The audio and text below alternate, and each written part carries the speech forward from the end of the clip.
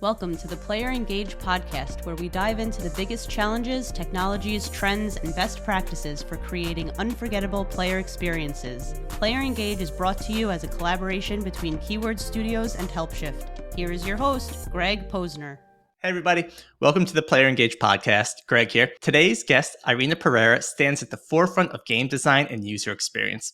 As the innovative CEO and founder of Unleashed Games and the driving force behind digital experiments, she has dedicated her career to enhancing the way players interact with and experience games. Her expertise extends beyond traditional UX design, delving into creating meaningful connections between her players and their games. Irena's work, particularly in strategic user engagement and market validation, has significantly influenced projects for notable clients, including SciPlay and Mythical Games. Her approach to game development blends creativity with a keen understanding of player dynamics, making her insights invaluable to the evolving world of gaming. Irena, thank you so much for joining us today. Anything I missed about yourself? Oh, goodness. That could take a very, very long time. But I'm so grateful to be here. Thank you for having me. Yeah, no, I'm super excited to have you here. I think you're doing some really cool things with Unleashed Games, which I want to talk about a little later into the podcast. But before we get started, UX and UI design is something that's awesome to me. And whenever I try and create a PowerPoint and try and design it, or when I try and do wireframes, it all looks terrible. So how do you get into this? And how do you kind of keep up with kind of the trends that go on in UX and UI? Well, to me, trends are irrelevant when it comes to UX and UI because what really matters is how well people can use something. And the way that I got into it was actually being a reader and deeply into type. And I became a typography nerd before we knew what that was. But it's really like great design is how well you lay out text for mass comprehension on the user part. And UX and UI is this great extension into visual and interactive mediums of how do you shorten the distance between the game designer and the player and their level of understanding. And that's UX. So it all started with typography, and I imagine you had Yeah. one of those fancy pens that kind of do all the different fonts that you can do in. Like, at what age do you realize this is like? Did you do that before realizing this is UX UI? Like, how did that process go? How did you realize like this is a path that you want to go down? For me, it was actually a blend of my passion for art. Every class that I would take notes for in high school, junior high, started with me making up fonts in my notebook. So I would do something stylized relative to whatever was inspiring me in the moment. And that sort of doodling brought me to learning how to design web pages while in my dorm room studying at USC. And I actually ended up picking up engineering and studying computer science and getting an engineer's perspective on development. And this was right as the World Wide Web was growing. And there was a space in between engineers and the artists or the designers that was just a gap. There was some sort of like communication disconnect because the engineers couldn't be visual and the designers couldn't be engineering. And so UI kind of became born because there was a need to be able to do that for a user and for a specific perspective, and one that could be kind of a homogenation of both of those intents, but also bringing like really great and clear experiences. So I actually started as an engineer doing front end development and like pioneering as an HTML lead, whatever that was, in an online game called the Hollywood Stock Exchange. And there I led like a team of engineers and designers and worked with movie studios, and we threw Oscar parties. We were a pretty big deal at the time, at the peak of the World Wide Web. But I really wanted to actually make games because at the time I was playing a lot of EverQuest. It was a problem, actually. I played for about 7 years, in fact, and I lost myself in EverQuest. And in fact, some friends that I made playing that game have been my friends ever since. And they're my best friends, and they're just as close as family to me. And I know so many people that can tell that same exact story about having met a group of friends playing an MMO. And, some MMOs have spawned marriages. Some MMOs have like created families and have, created companies. I mean, look at companies like Chris Kaliki's Notorious. That's his guild, yo. Like that's that is powerful.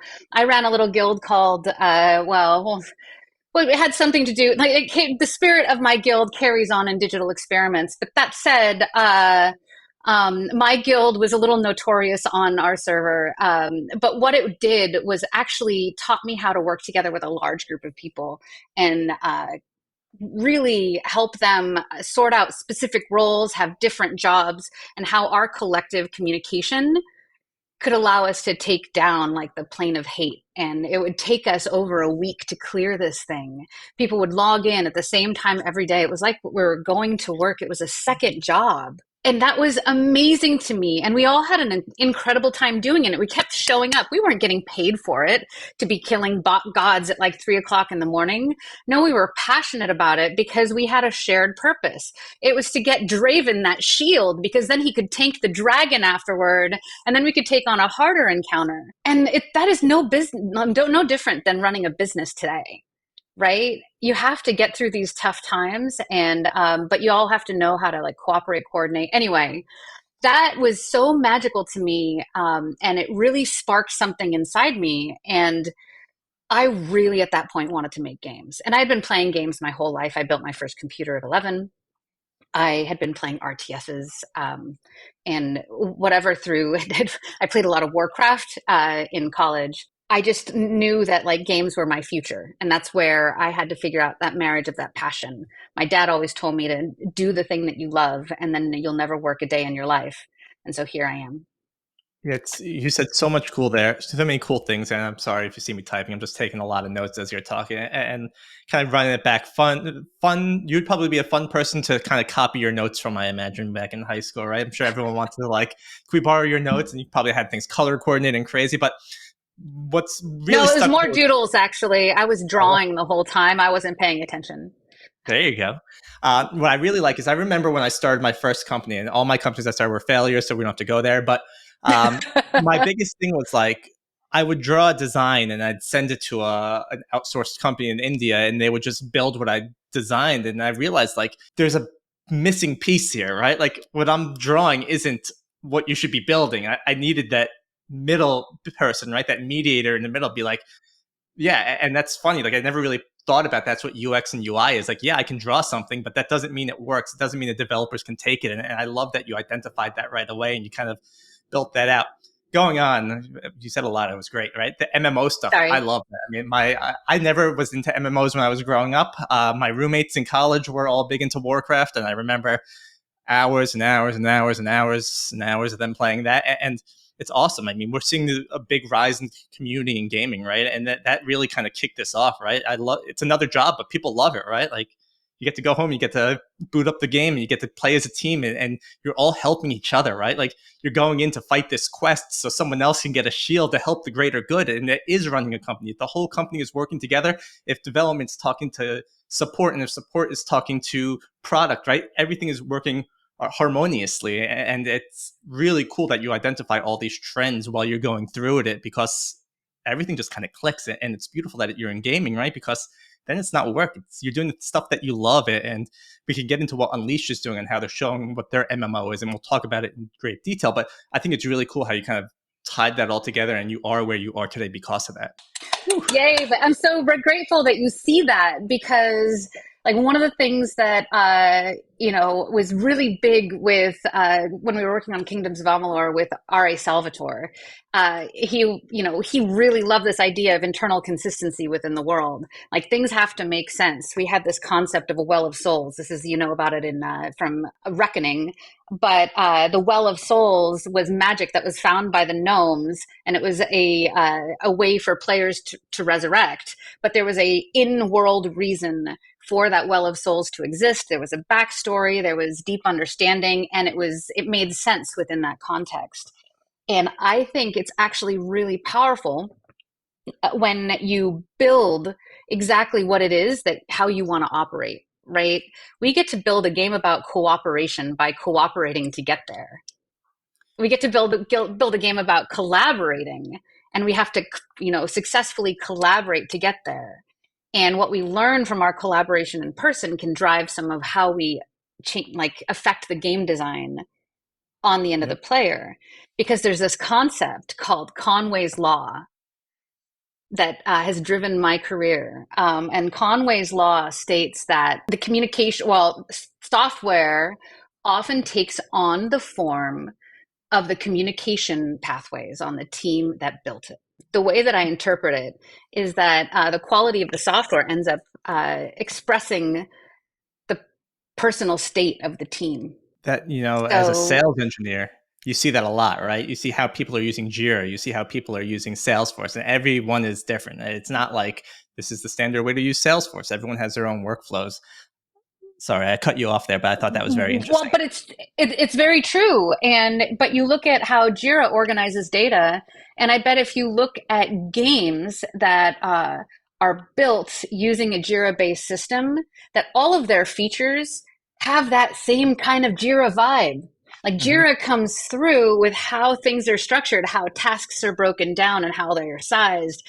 Everything has to be an epic, so everything has to be contained. But you know what that does is it actually interferes with interoperability between features, and you get games like Coin Master where you have to go down an individual branch into their different game modes. Nothing intertwines, nothing is integrated, because Jira is not integrated. It's really hard to integrate two epics together or find joint issues. You can tag things, sure, here and there, but it's really interesting.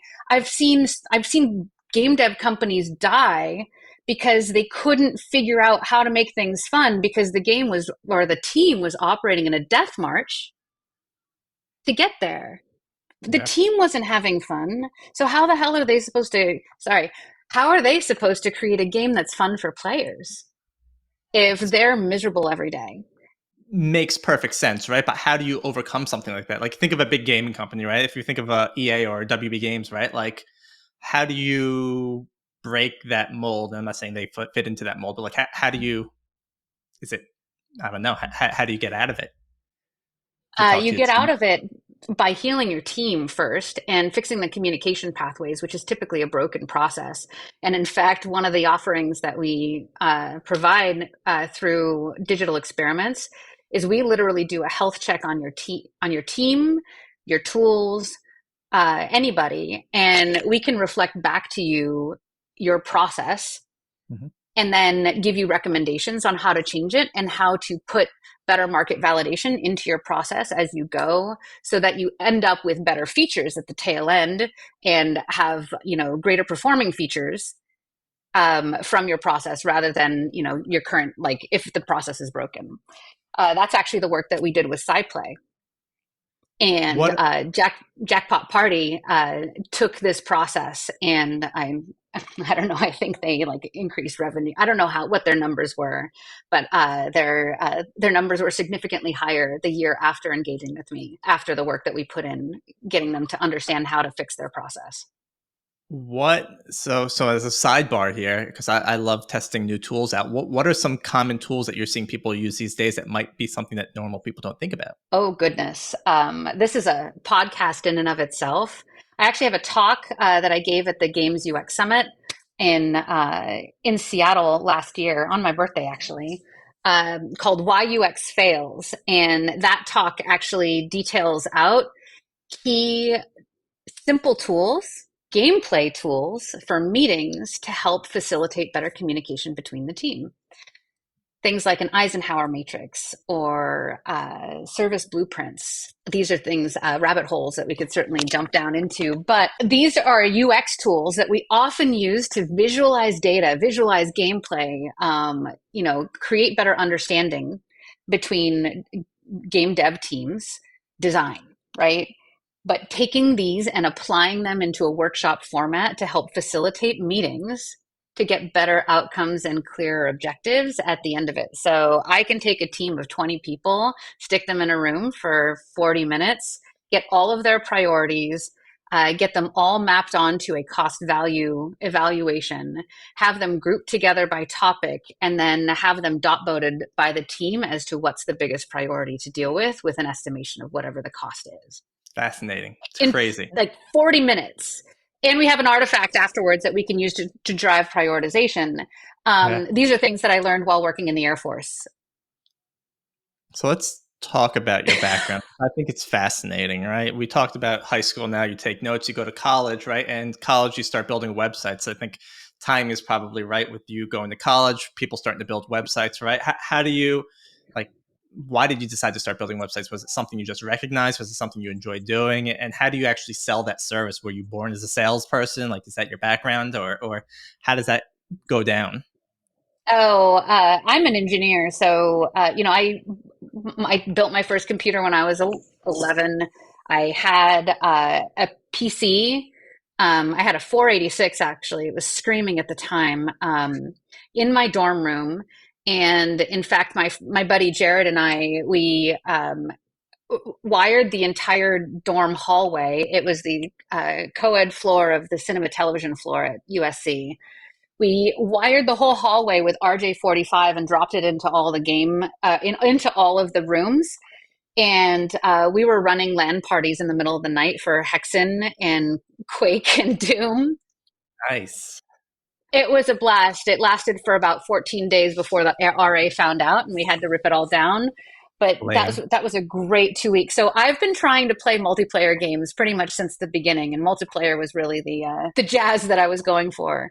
But really, I had this computer in front of me, and I wasn't.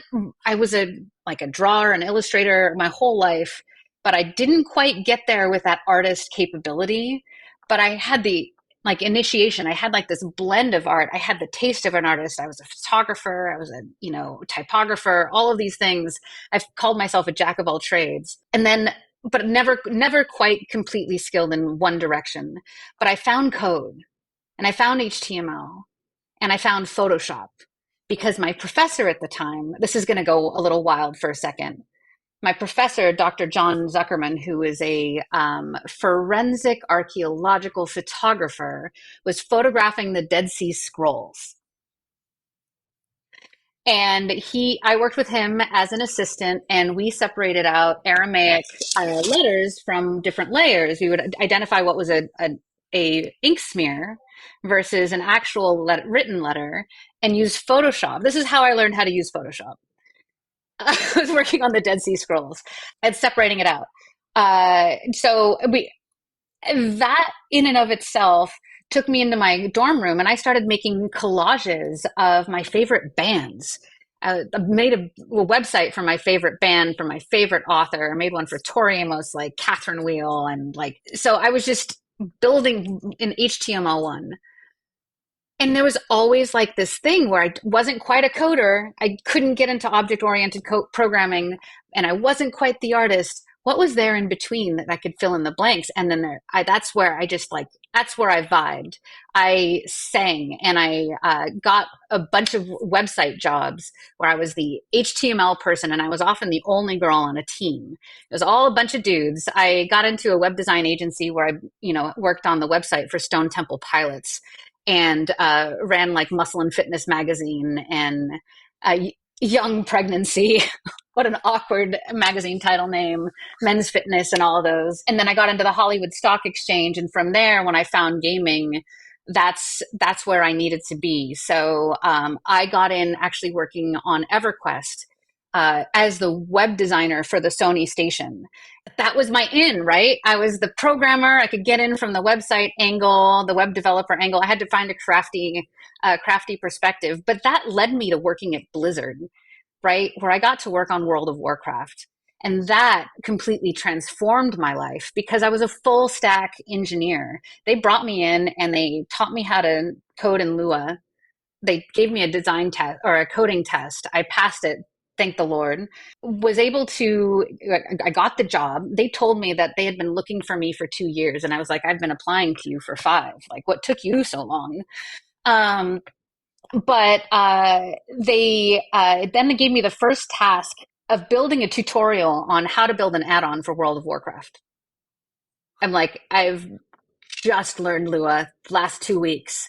Now I'm going to build a tutorial. So that tutorial got built. That was my first job, and it was a great way to teach me. But Blizzard was commonly the type of place that they just toss you into the deep end, and then you sink or swim. That's just the way it went. But I was on the engineering team, so everybody, and I was actually the first female engineer on the team. So that was made me kind of, everybody was very protective of me from the engineering team. They were really great. John Cash was a phenomenal manager. But I got to work on Vanilla WoW. I released Burning Crusade. I designed PvP 2.0, the arena system, the banners that are on the backs of the players in the arena battles. That was my idea. I designed the whole system for doing the logos. In fact, the bunny in there's a bunny and a monkey and a robot that I drew that are some of the logos that you could have for your arena teams. But then Wrath of the Lich King as well, the vehicle UI, the barbershop, so many systems that I've been a part of building for World of Warcraft. The glyph system was my very favorite. These things were peak of my career, and the team that I got to work with there was absolutely phenomenal. It was the best job of my life.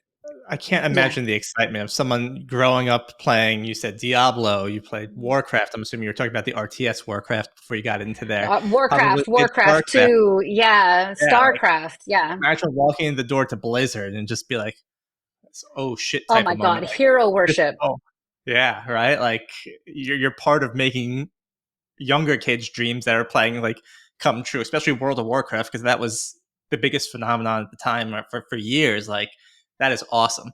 Yeah, there was a moment where I was debating with Eric Dodds. I love that man so much.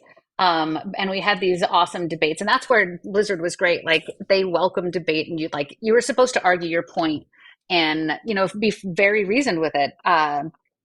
But we were having a debate over a UI change. I don't even remember what it was. And Eric Dodds reminded me. He said the change that you make is going to affect 15 million players daily.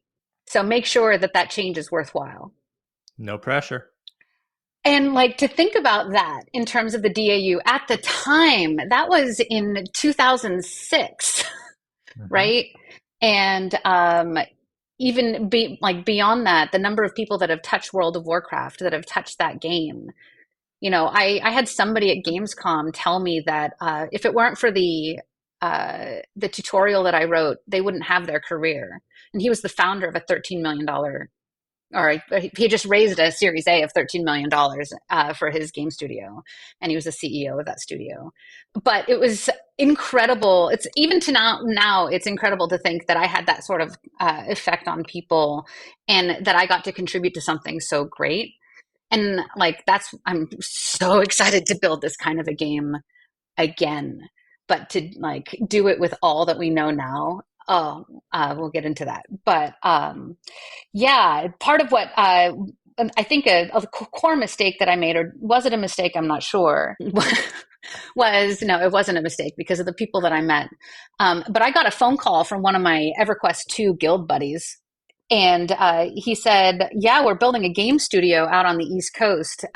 Kurt Schilling wants to give you a call, and would love for you to come work with us." And so I took a call from Kurt Schilling, and he was like, "Okay, Irina, here we go. This is what we're doing." And he laid out this incredible game. We were going to make the ultimate MMO of all time. In fact, I've heard this sales job before from a gentleman named David Allen of Artifact on a game called Horizons, which I worked on, and it was released.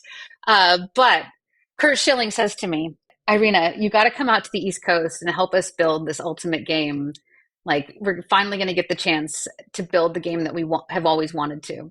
And we're all going to be wildly successful." And he's a massive, World Series winning Red Sox ball player. Sure, he does a great sales job. My partner, my fiance, and I packed up our house and moved out east to go work at 38 Studios out of Massachusetts. And I left everything behind, all my family and friends in Southern California, because that's where I grew up. And we spent the next 5 years working on Kingdoms of Amalur, at the time Project Copernicus. That game was absolutely stunningly beautiful. Our art director was Tom Eng, and he's actually our art director now at Unleashed for very good reason. This man is a genius. And so he had, and his team, his art team, had built the most stunning and beautiful world for Amalur. And we built the game. It took us about 6 years, and before it ever could go public, actually within about 3 months of going into closed beta, the company went bankrupt. Big news in the And gaming industry. I remember that. yeah, and 400 people lost their jobs. Many people had to declare bankruptcy, and Kurt Schilling went into hiding and then became whatever. Go from the bloody soft Um, game to a game founder. yes, he went from famous to notorious. Uh, Hey, it took a chance. Fortunately, it doesn't always work out, but you learn stuff, right? There's no such thing as failures. There's learning experiences, and it depends on how you take it and use it. exactly, exactly. The difference between those with grit and not are those that allow failure to impact them or not. So going back to you were at Yeah. Blizzard, you were doing engineering work there and creating the demos and the tutorials, right? You didn't quite, unless UX and UI is already part of this, right? Did we explore that part of this yet? Did that like kick into you yet, or? Oh yeah, yeah. So at 38 Studios, I was a senior game designer. I had always been working to get recognition for UX as a game design role within the industry and was advocating for that. And there was no such, like, even just getting a position for UI on teams didn't exist. I would always interview as some other role and talk about or bring attention to the fact that there is this gap. So UX did not have a formal role on the team before I got there. And so I asked to be the lead UX designer, and I was going to report directly to the game director, and we were going to be responsible for the front end development of the UI, but also the art and the game design, or at least have consultative services to the game design team to make sure that they are always considering the player in their Mhm. design work. And to make sure that the UI that they were requesting was in line with player needs, and then we would have a means of validation in some way.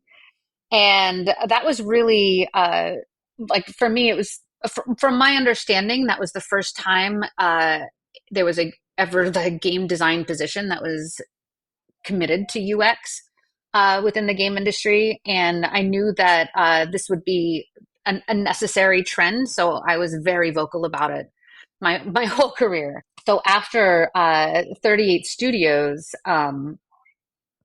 after my time there, well, after the company went bankrupt, I actually stayed in Rhode Island, and I'm still here now, primarily because I started my family out here, and my family is here. So, and sorry, because I was out here on the East Coast, and the game industry somewhat imploded after 38 Studios went bankrupt. There were no game jobs out here, really. I mean, I did some work. There was a point where I worked with Warner Brothers, and we worked on Game of Thrones Conquest, or what later became Game of Thrones Conquest, and Batman Arkham Underworld. There was no game industry out here, and really a lot of companies to go work with, because Rockstar had left. Take Two had pretty much left. There wasn't a lot. So I became an entrepreneur. I started a photography business. I started photographing babies and families and weddings, and built up a really strong business as a single businesswoman. And at the same time, took on a lot of consulting gigs, working with companies. And this is where I learned really how to do customer success and sales. It was finding these consulting jobs where I was, as a designer, bringing gamification to apps. I worked on a conversational AI before natural proper, or at the time I worked on conversational AI, which was our precursor to the AI that we have now. And so I would create experiences, gamified experiences, bring gamification to something that might be really, really dry. And I got to work on smaller dev teams where I made mobile games, like one of my favorites from Duo Fun Studios, which was Chief Puzzle Officer. It was a multiplayer PvP match 3 RPG TCG. Everything. I was not the game designer. I I was just working on the brand and the IP, but it was a game about corporate espionage, and it was full on anime. And you had to break into corporations and steal files to steal secrets, but you did so through like these 4 quad match, like a match 3 battles. That's fun. It was epic. Chief Puzzle Officer. You can find a trailer on YouTube. But I really got into mobile development, and also I got a chance to go work for the Air Force, which my friend, that was life changing. Working with the So, military. yeah, how so? I mean, I've heard other people who've worked for the Army or Marines or something like that being a good experience, but why would you say it was a life-changing experience? So for the Air Force, I worked in a unit called Detachment 12 out of Hanscom Air Force Base that we lovingly referred to as Kessel Run. And we had even had a logo that was the Millennium Falcon. And there I learned a form of agile development, I think initiated by Eric Schmidt and Google Ventures, that ended up becoming a consulting methodology for a group called Pivotal Labs in San Francisco. And then they contracted with the US government and spun up this experimental lab, the software development lab, where they just threw out all development methodologies out the window and started from scratch with super lean, gamified, facilitated meetings, with a specific pattern every week, that prioritized psychological safety and equal consideration of voices in the room. What? Like, this was the Air Force, right? I was walking into people in fatigues and, people saluting each other. We didn't really salute in the lab, but it was an in-person gig prior to the pandemic. And I would travel up to Boston every single day, and be there for an 8:36 call time for our all hands stand up. We would hit a gong and we would do announcements. We had a very specific pattern. Every single meeting took exactly 7 minutes, approximately. And then we would go into individual stand-ups for the whole for each individual product team. And then you would go into paired work where you'd have to literally develop with another person right next to you. 2 designers working from the same computer, 2 engineers working from the same computer. They took like extreme programming to the nth level. They had small product teams, which would be like in a game team, like a feature team, that were super tight knit, like somewhere between 5 and 15 people max. That's it. And they would change the world. They were affecting our national security. They were figuring out how to fuel jets in the air in the Middle East. They were figuring out how to vet and validate intelligence to make sure that we weren't bombing the wrong things. These were apps that they were creating across the entire DoD that were saving the US government hundreds of millions of dollars a month. Crazy. And they were doing this with a continuous DevOps release cycle where they were releasing like 700 code changes a day. And it was all with this methodology. It was absolutely incredible. And then the pandemic hit. And then I realized I could get back into games because I could work remotely. And so I was like, oh man, what if I take this methodology that I learned in the Air Force and go apply it to game teams? Because I know maybe there's like 1 or 2 game teams that are not happy. Okay, maybe there's a few more than that. A few more. Right? Just a few more. But like this is like there are books written about the death march of software teams that are managed poorly, and that is more likely to happen within the game industry than not. And that's, completely anecdotal right now, but I'm sure that there's data to support this.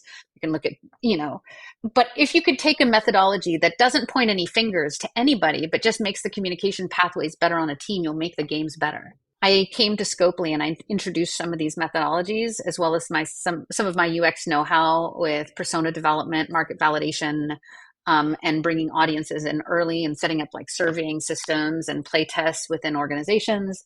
I brought that to the Monopoly Go team. And the that didn't go very well because the leadership team was very allergic to some of these other methodologies, because it got the team talking a lot more, and some of their unrest was turning into like they would have to make changes to what their priorities were, and they were unwilling to complete that cycle of feedback, which is fair. It was their choice, but they did get out of me a complete culture shift from when I was hired, being asked like, "Hey, Irina, can you really like we really need your help because this team is just in a death march."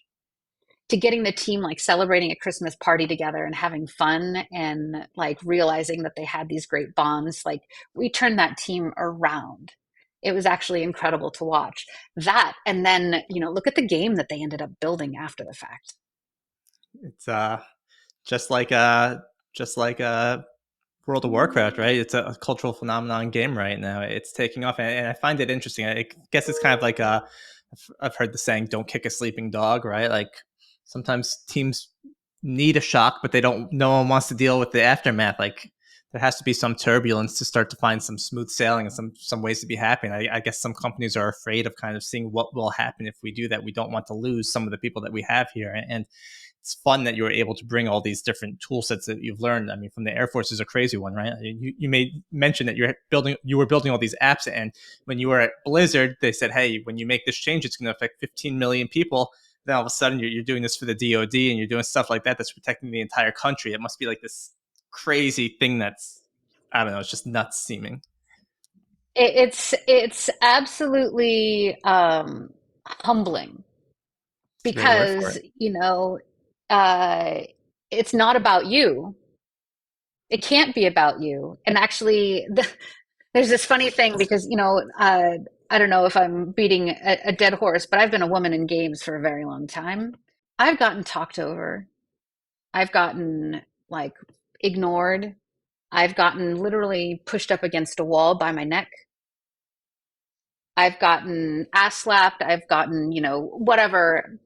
We could we could go on. I've been through this, and I've had to find a way to make my voice heard within this industry in a way that was irrefutable and didn't come off as personal. And I think that's been part of the driver of why I've been working so hard to develop UX and UI in this industry, is because we need the voice of the player. And if I can bring the voice of the player to the team and it validates my assumptions, it doesn't matter what my ideas are.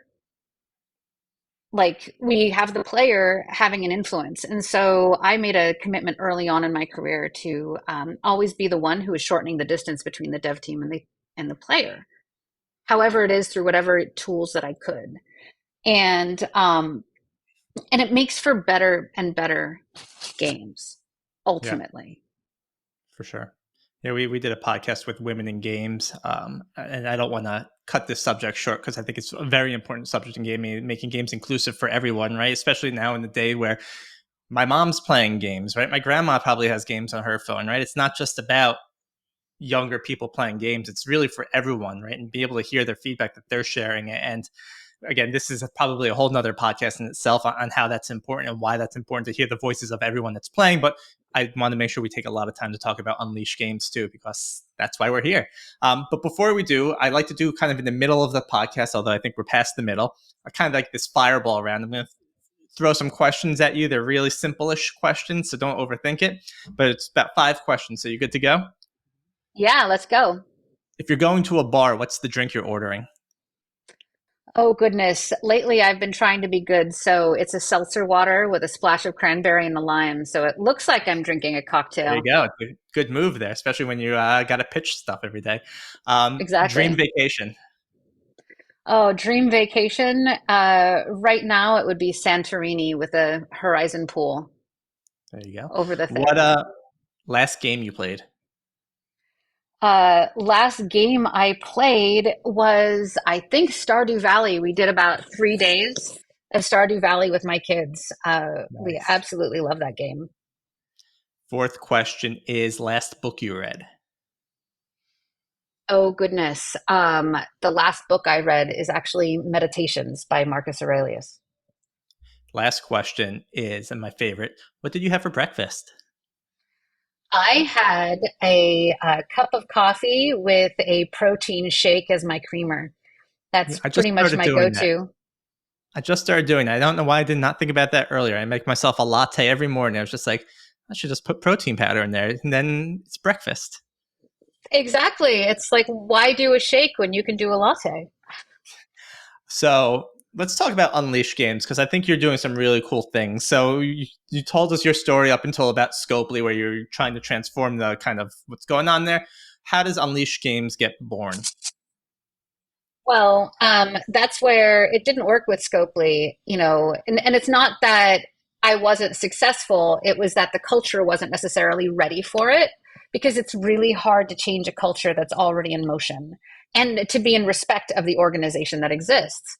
So I tried it on a second game team at Scopely, and that didn't work out as well as I had hoped either.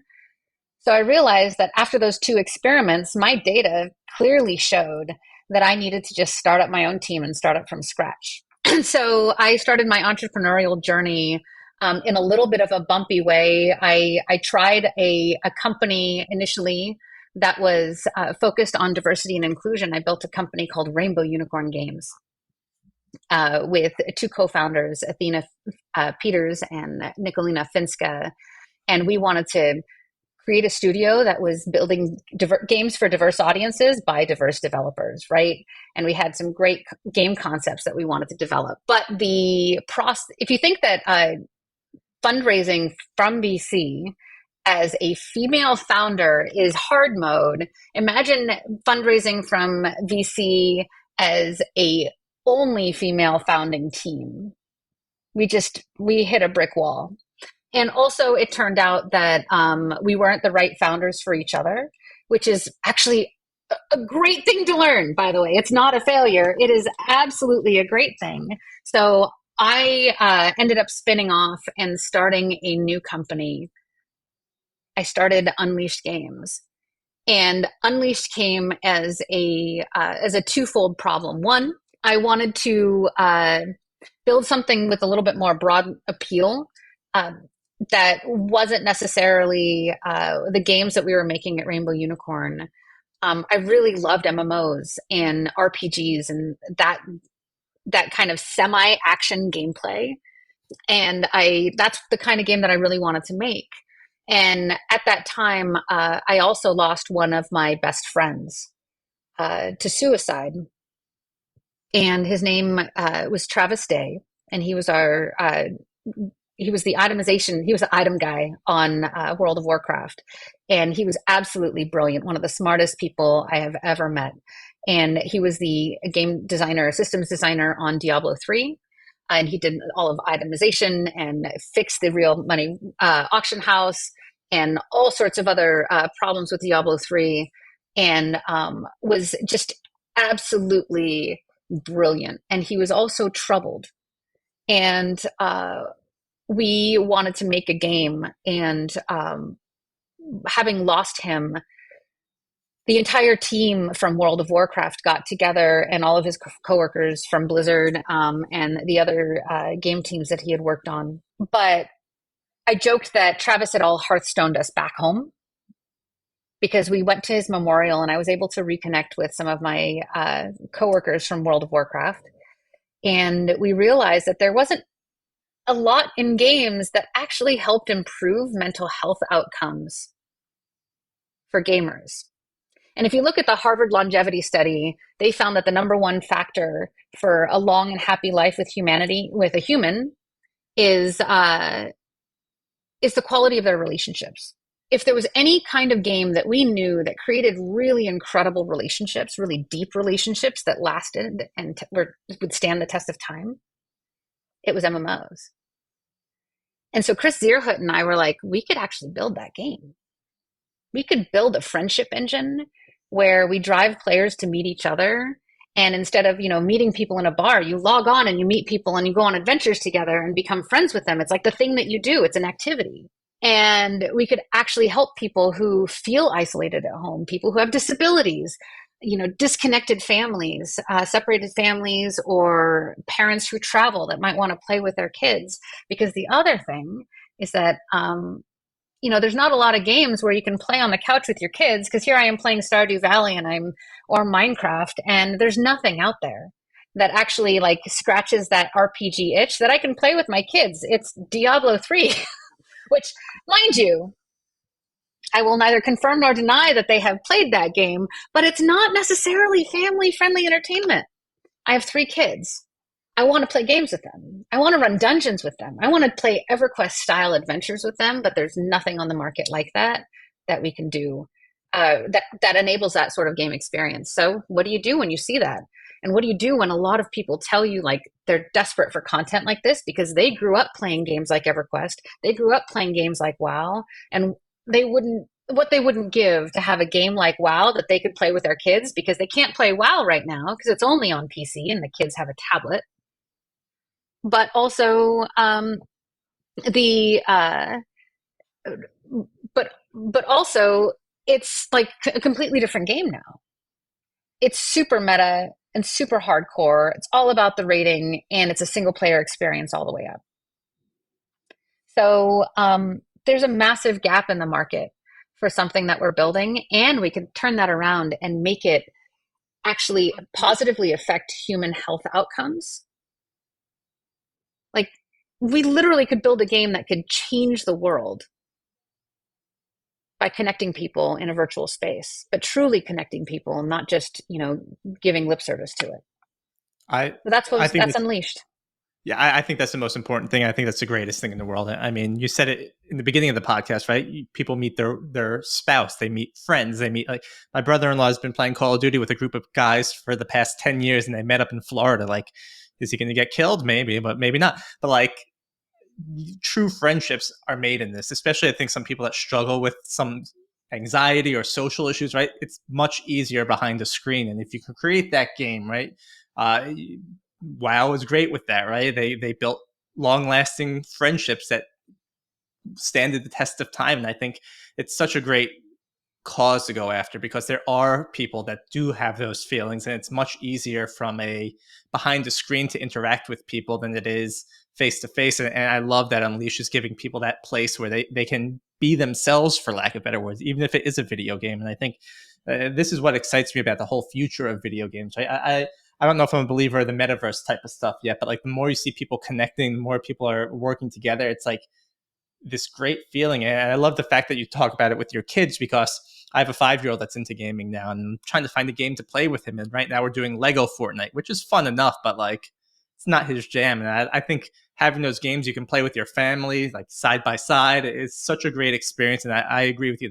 There's a huge gap there. So I'm excited to see what you do with it. Thank you. We're really excited too. So what I love is that something you're doing that I think is unique is that you are play testing on Twitch on Fridays, and we will have a link to that. But how was that decided upon, and how is it going? That was my choice. I was like, hey, we're play testing. We should stream this on Twitch. Let's just build our audience now. Because again, it's market validation, right? We get a response. We get to grow a community, grow a fandom. And these days, they say you need influencer marketing in your go-to-market. Well, what if you become the creator yourself as the game developer? Game developers as creators. Who knew? But here we are, right? Where we record everything that we do. All of our meetings are recorded. So if there's a cool demo, like, we're collecting all of those into little bits that we'll share. We are interviewing we've filmed interviews of all of our co-founders, and how, and why it is that we're building what we're building. And we're putting that together as a content stream, because, like, we love what we're doing, and we know that people will care a lot more later about what we're building now. So we might as well start collecting this data, and we'll figure out what to do with it. And we did figure out what to do with it. Now we can actually post some of these, like our before videos, on YouTube, right? We posted a like how it started video of what the game looked like when we in the first month of development. And now on Twitch, every single week, we show our latest changes. Now, for the holidays, obviously, we're slowing down and I'm not going to have a lot of changes, but we're going to still play test because we see it as like this is our television show. This is where we go out and we prove that people like what we're building and make sure that we're building the right thing. So we're still the originators of the idea. We still, we're still swinging for the fences with a specific bet of what it is that we want players to experience. But we're going to put it out there, even if it's not done, just to get feedback and to get the response, because that's so powerful. And we know that by the time we're ready to release, the quality of the game is going to be so much better because of it. So I really love the playtesting idea. How can people become a part of this? How can they find where you're doing the playtesting and become a part of that community? Yeah, so we actually stream every week on Twitch. It's on Fridays at 2 p.m. Eastern, 11 a.m. Pacific. And you can catch a half an hour playtest of us playing our game and seeing where it breaks, seeing where it's awesome, and also giving your feedback. You can catch us at twitch.tv/unleashing games. And drop in, say hi. We love having questions from the audience, asking about our future gameplay plans, and we spitball game design ideas and new features, or find that we really want a very specific emote. So come and join the fun. You mentioned kind of hearing the feedback from the community. Are you looking at other channels as well to kind of interact with people, whether it be Discord or Reddit or some other?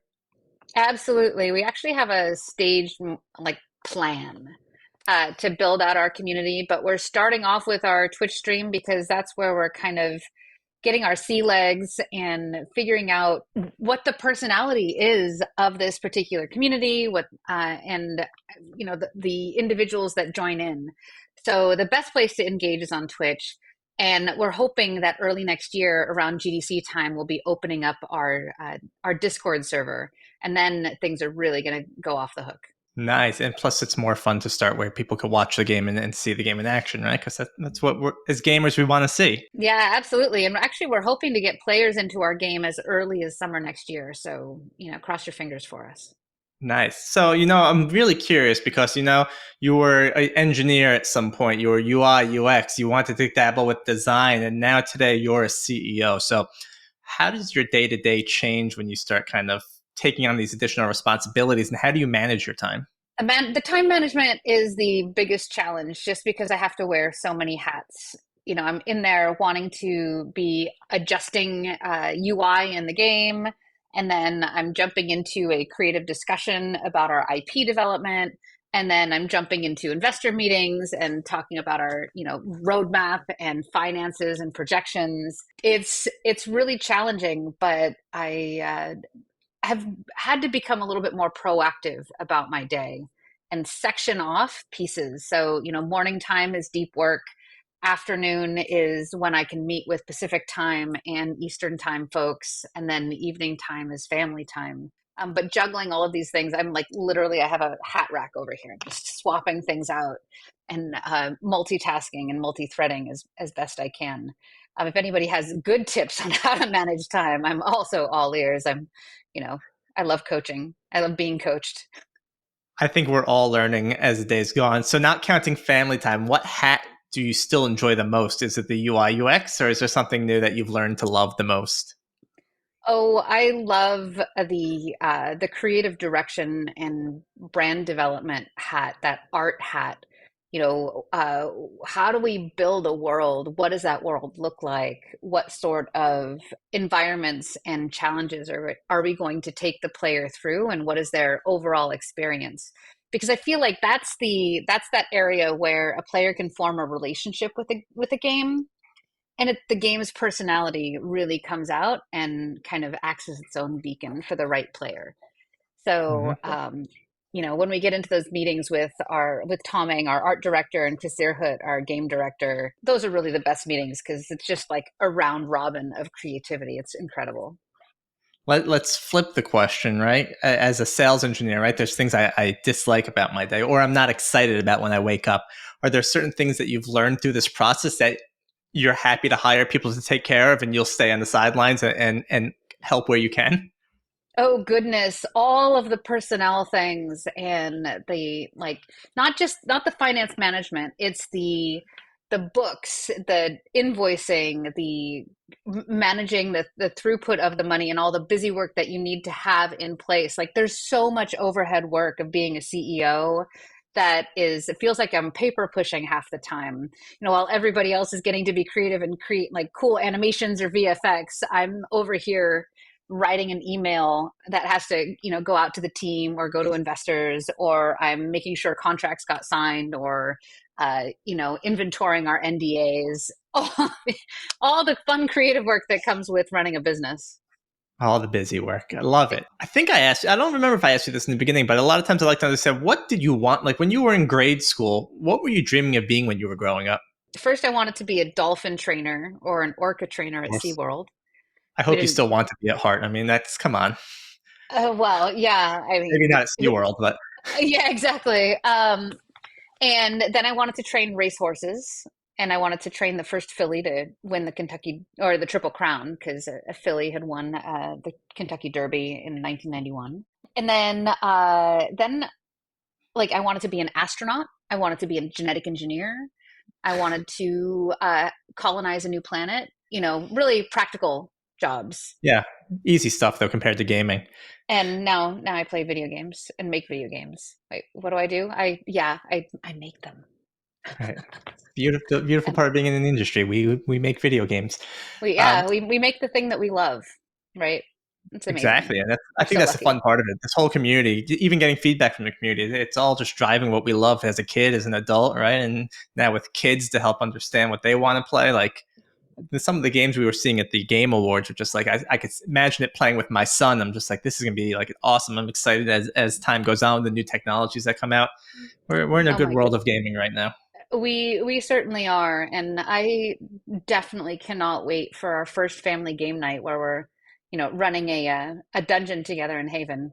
It's I cannot wait when, uh my life is on the line and the kids are in there casting the right spells at the right time to save me. Like those are the moments that matter. Can Those you are give the us any moments that brings details? family together.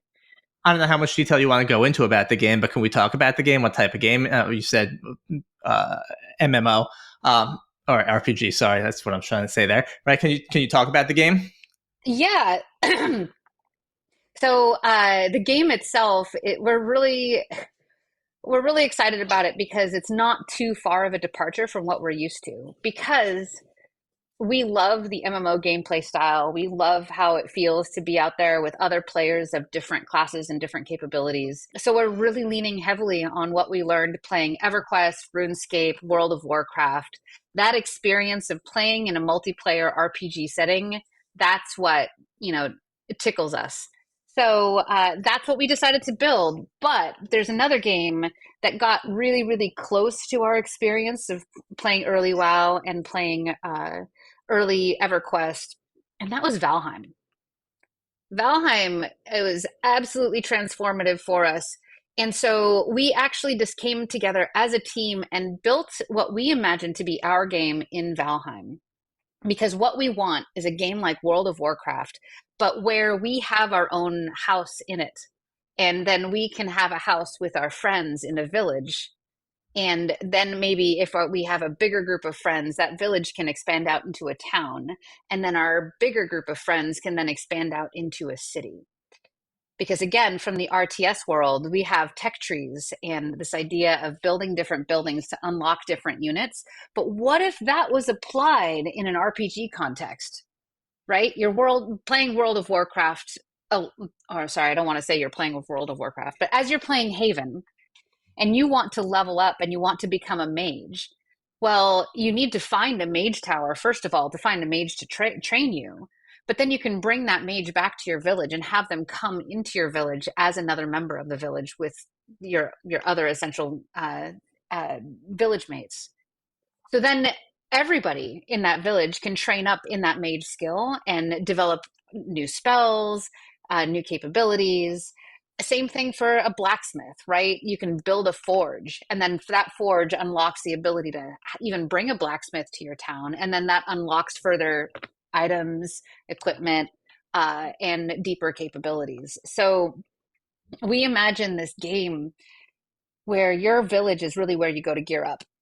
Your village is where you go to level up and get all the equipment that you need and all the things that you need to be able to go out into our Adventureland, which is a generative AI dynamic adventure space. Time and space doesn't exist, and you're just going to jump in there and find the next adventure with your friends. And so instead of like in Fortnite, you're jumping into a battle royale round, you're jumping into a generated terrain. Nobody's ever seen this before. There's dungeons in there. There's maybe a tower. There's treasure. There's crypts. All these things that just are begging you to come and explore them. I love the co-op sense there, right? Again, I've been playing Lego, like I want to say Lego Minecraft, but it's Lego Fortnite. It is Minecraft, but like there's a sense of working together, and I love that. The problem is with that, there feels like there's no end game, so like we're kind of confused on what to do. But with Haven, it sounds like, hey, we can get a blacksmith. Let's start building weapons. Let's start doing this. Like I love that you're turning like an RPG sort of into a RTS. Well, not really RTS, but kind of how you can build out the village. Like I'm thinking city builder as well. Like that sounds like an awesome experience to be able to work together and jump out and jump in. And if you miss the mage, hey, someone else brought the mage alone, and you can just level up right away. Now you don't have to go look for it yourself. And what's great about this adventure space is that you're not the only ones that are going to show up there.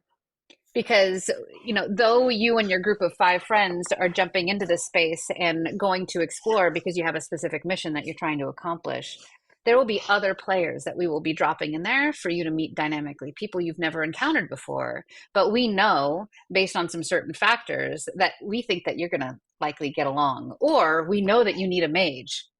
So we'll drop 3 or 4, and then maybe you'll run into them as you go. Or if you enter a dungeon and you're underpowered, what we'll do is we'll lead other players from another instance into your dungeon to meet up with you just at the right time, where you can join forces and take on a bigger and badder boss.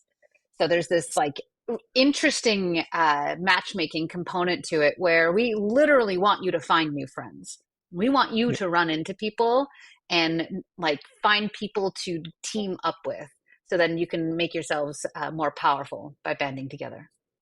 I feel like you're going to start people fighting with each other when you're trying to win someone over to come to your village from someone else's village and try and woo them. I Well, feel like that's it's going to be actually part of the game, right? Is in our game, it's going to be really easy to pack up and move. yeah, I love We're it. not going to make it like, oh, you have to spend all of these resources to pack yourself up and to move, like, or not be able to move at all. We actually want to make it very easy to just say, oh, you know what? I don't like this village. Scoop up your house and go to another village and plot your house in that one, so that you can So, have these dynamic communities, or you can even just like temporarily travel your house from place to place. No promises on the game design. We still have to tune all this stuff and test it, but we like the idea of people banding together and wanting to be there, and if they don't want to be there, that it's easy for them to go try someplace else, because we also want to incentivize the exploration. So it's really cool how this is all working out, and we've got kind of the first expression of the game completed right now that we're playtesting on Twitch, and we're actually doing some tweaking on the look and what the environments look like right now that I'm so excited to share. nice. It gets better and better every week. It sounds like you're in an exciting place, and I think it's very cool just to hear your stories, especially getting your start from making websites in a dorm room to now running your own gaming company. Irina, we learned so much cool stuff from you today. I'm so excited to see what Haven does, how it continues to be able to watch you do playtesting on Twitch. The whole story is really cool, and I think we're gonna get a lot of cool bits from this podcast. So I'm really thankful that you came out today. Before we do say goodbye, is there anything you'd like to say, or where people can find you? Oh, it's just a complete cheap shill, because my dev team, we're fundraising right now. So what better way we imagine to fundraise than to sell t-shirts? Isn't that what you're supposed to do? You fundraise by selling t-shirts or cookies. That's what I learned as a kid. But we've got t-shirts. So we just announced our merch store. We have a merch store on our website where you can buy t-shirts, hoodies, and a mouse pad. So come and rep us, fam, buy a t-shirt, support our game team, and catch us in the new year. Cool. Well, again, Irina, thank you for coming out. We'll have all of the information she just said, the Twitch stream, the store directly on our Player Engage site. We'll also send it on social. Also check them out at unleashedgames.io. We will have that on our site as well. And again, I can't thank you enough for coming out today. I had a lot of fun with this and I learned a lot. So best of luck with everything. And thank you again. Thank you so much, Greg, and thank you for the opportunity. So I'm so happy to have met you. Yeah, same. Thanks and have a great day.